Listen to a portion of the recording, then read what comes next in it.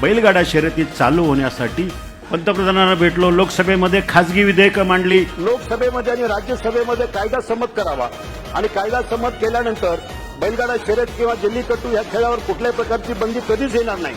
म्हणून येणाऱ्या ह्या अधिवेशनाच्या काळामध्ये मी राज्य सरकारला आणि राज्य सरकारच्या पर्यावरण मंत्र्याला विनंती करतो की या 1960च्या कायद्याच्या या अंमलबजावणीमध्ये कुठेतरी कायद्यामध्ये बदल करावा आणि बैलगाडा शर्यत आणि जल्लीकट्टू स्पर्धा कायमस्वरूपी चालू राहाव्यात अशी मी सरकारला विनंती करतोय.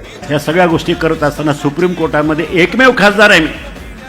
सुप्रीम कोर्टामध्ये महाराष्ट्र गव्हर्नमेंट वर्सेस शिवाजी आढळराव पाटील ही केस सुप्रीम कोर्टामध्ये अजूनही गाजलेली आहे. त्या केससाठी सगळा खर्च मी एकट्याने केला दादा. तो 40 लाख रुपयाचा खर्च मी एकट्याने केला आणि ती बैलगाडा केस जिंकून आणली. कायदा जाणून न्यायानं पूर्ण कराया सपान केलं